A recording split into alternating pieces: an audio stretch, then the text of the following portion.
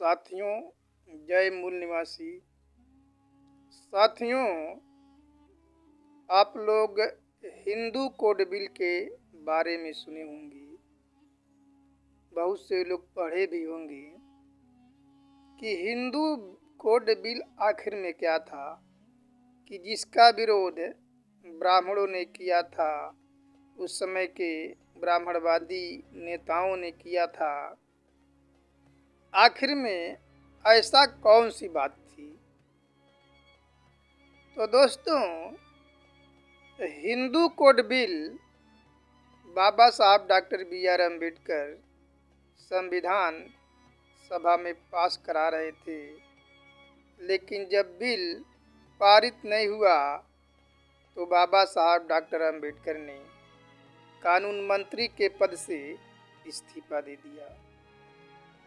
वैसे तो बाबा साहब डॉक्टर बी.आर. अम्बेडकर का सार्वजनिक जीवन 1916 से शुरू होता है और 25 दिसंबर 1952 को बाबा साहब डॉक्टर अम्बेडकर ने कहा था कि यदि महिलाओं को अपने हक अधिकार की लड़ाई लड़नी है तो मन के दुर्बलताओं को त्याग करके दृढ़ संकल्पित होकर के आगे आना चाहिए। बाबा साहब डॉक्टर अम्बेडकर महिलाओं को वो सभी अधिकार दिलाना चाहते थे जो पुरुषों को मिला था, और इसके लिए ही हिंदू कोड बिल लाए थे। तो जब हिंदू कोड बिल लाए थे तो महिलाएं ही उनका विरोध कर रही थी। दुनिया के इतिहास में पहली बार ऐसा हुआ कि जिनके हक अधिकार की लड़ाई लड़ी जा रही थी, वही महिलाएं उनका विरोध कर रही थी। ये दुनिया में शायद पहली बार हुआ होगा। तो महिलाएं जब विरोध कर रही थी तो डॉक्टर अंबेडकर ने पूछा कि आप लोग क्या इस बिल को पढ़ी हैं, इसके बारे में क्या जानती हैं? तो महिलाओं ने कहा कि न तो हम लोग इस बिल को पढ़ी हैं, न इसके बारे में कुछ जानती हूँ। वो तो हमारे घरों के पति ने कहा है कि तुम लोगों को इस बिल का विरोध करना है। अगर तुम लोग इस बिल का विरोध नहीं करोगी तो हम दूसरी शादी करेंगे और तुम्हारी सौतन लेके आएंगे।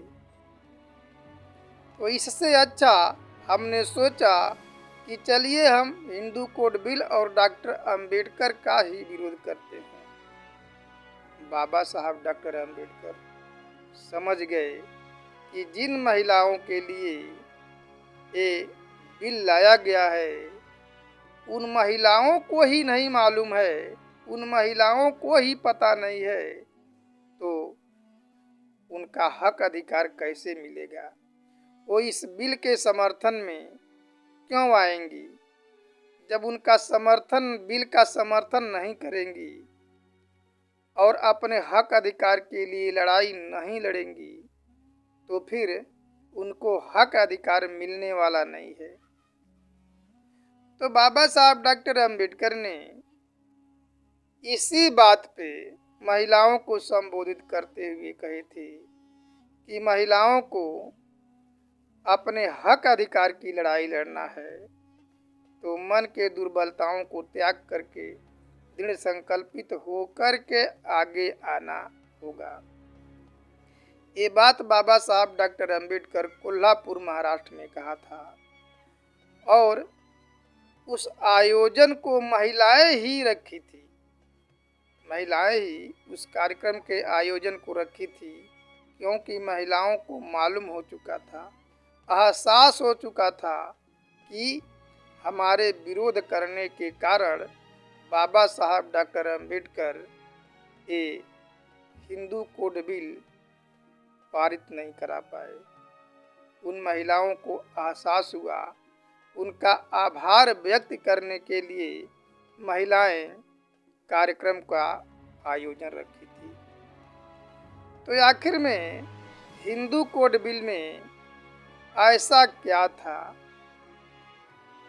तो हिंदू कोड बिल में सबसे पहले उसमें महिलाओं को भी पुरुषों के समान हक अधिकार हर एक क्षेत्र में, जीवन के प्रत्येक क्षेत्र में हर अधिकार की बात कही गई थी। महिलाओं को शादी विच्छेद करने का भी अधिकार दिया गया था। विधवाओं को पुनः विवाह करने का अधिकार दिया गया था। दत्तक पुत्र भी रखने का अधिकार दिया गया था। महिलाओं को प्रसूति अवकाश भी दिया गया। जो महिलाएं सरकारी नौकरी करती हैं वो 6 महीने तक अवकाश प्राप्त कर सकती हैं, और वो भी सैलरी सहित, उनका सैलरी काटा नहीं जाएगा। महिलाओं को भी अपने पिता के संपत्ति में भाइयों के बराबर हक अधिकार दिया गया है। तो महिलाओं को इस प्रकार से कई प्रकार का अधिकार दिया गया है, जो पुरुषों के बराबर अधिकार महिलाओं को दिया गया है। आज उन्हीं की देन है कि महिलाएं doctor, engineer, IAS, PCS, pilot, जो जहाज उड़ा रही हैं, मुख्यमंत्री हो या प्रधानमंत्री हो या राष्ट्रपति आज की जो द्रौपदी मुर्मू हैं, ये बाबा साहब डॉक्टर BR अम्बेडकर की किए हुए कमाई का परिणाम है। बाबा साहब धन दौलत नहीं इकट्ठा किए थे। जो बाबा साहब आज जो दिखाई दे रहे हैं, IAS, PCS, डॉक्टर, इंजीनियर, जितने भी लोग दिखाई दे रहे हैं SC, ST, OBC के लोगों में, ये बाबा साहब डॉक्टर BR अम्बेडकर की ये कमाई है। तो महिलाएं इसका विरोध कर रही थी इस बिल का, लेकिन बाबा साहब डॉक्टर BR अम्बेडकर ने उन लोगों की लड़ाई लड़ा। अगर हम इतिहास को देखा जाए, अपने महापुरुषों के इतिहास को देखा जाए, तो महिलाओं की लड़ाई कोई न कोई पुरुष ही लड़ा है। तथागत गौतम बुद्धा से लेकर के बाबा साहब डॉक्टर BR अम्बेडकर तक, इन्होंने भी महिलाओं के लिए हक अधिकार के लिए पहल किया है। महिलाएं उसमें सहभागिता निभाई हैं, चाहे आरक्षण का आंदोलन हो, चाहे अपने महापुरुषों का आंदोलन है, उसमें सहभागिता निभाई हैं, लेकिन स्वतंत्र रूप से अपने दम पे कोई आंदोलन नहीं की है। इन लोगों की लड़ाई भी हमारे महापुरुषों ने लड़ा। साथियों, 7 दिसंबर 1939 को संयुक्त राष्ट्र सभा ने लिंग भेद समाप्त करने का घोषणा किया, जिसके कारण पूरे विश्व में कि लिंग भेद समाप्त होगा, इसके लिए चर्चा हुआ। और 1981 में लिंग भेद पूरी तरह से समाप्त कर दिया गया।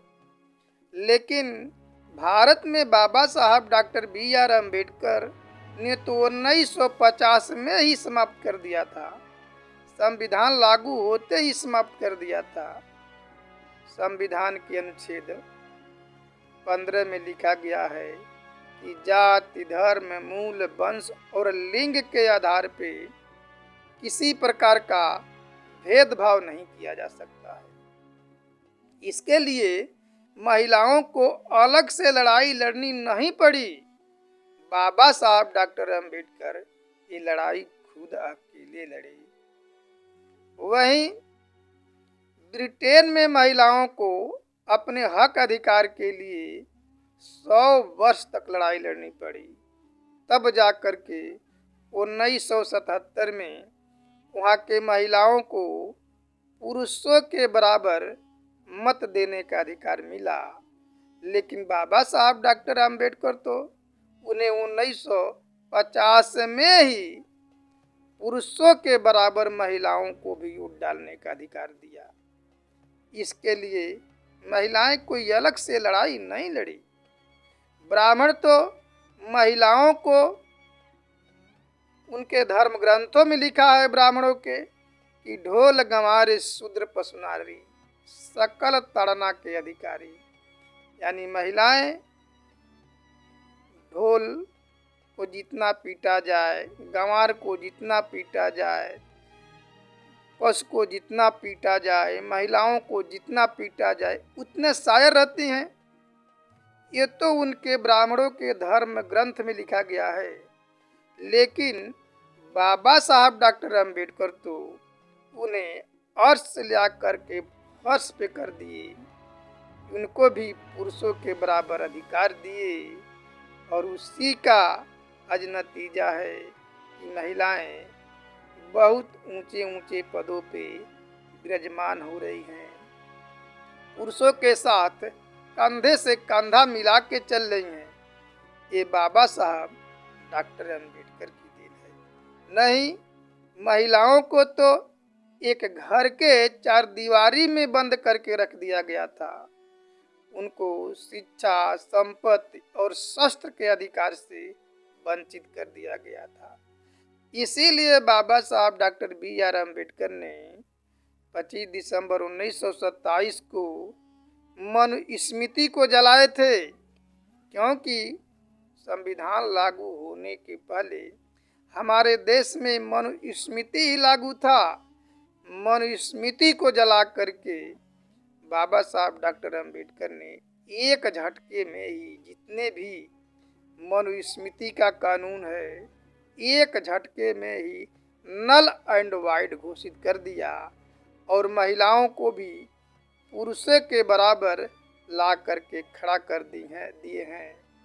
तभी से आज महिलाएं आज़ाद महसूस करती हैं, स्वतंत्र महसूस करती हैं।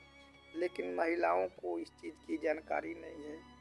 महिलाओं के दिमाग में आता है कि ये तो हमारे ही संघर्षों का परिणाम है, एक जिद है कि मैं यहाँ जाऊंगी, ये पद हासिल करूंगी। लेकिन नहीं, यदि मनुस्मृति रहता तो शायद आप लोग आज भी मरे हुए पति के चीते पे जल के मरना पड़ता। आज भी आपको विधवा होने पे एक घर के कोने में रहना पड़ता। आपको भी पिता के संपत्ति में अधिकार नहीं मिलता, पति के बराबर सम्मान नहीं मिलता। ये सब भारतीय संविधान का देन है। महिलाओं को भी बाबा साहब डॉक्टर बी.आर. अम्बेडकर का आसानमंद होना चाहिए, ऋणी होना चाहिए।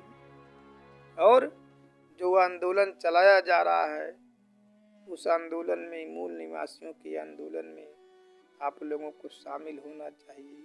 शामिल हो करके जो ब्राह्मण पुनः एक बार अपने आपके लोगों को हक अधिकार को शून्य कर दिया है, उसकी लड़ाई लड़नी चाहिए। क्योंकि बाबा साहब डॉक्टर अंबेडकर अब तो आने वाले नहीं हैं। ये लड़ाई आप ही लोगों को लड़ना होगा। इसलिए आप लोग सड़क पे उतरिए और आंदोलन करिए, तभी आपका अधिकार सुरक्षित रहेगा और आपका आने वाली पीढ़ी का अधिकार सुरक्षित रहेगा। हमारे तभी बच्चों को आज़ादी मिल सकती है। हमारा ऐसा और आशा और विश्वास है, करेंगी आप लोग। जय मूल निवासी।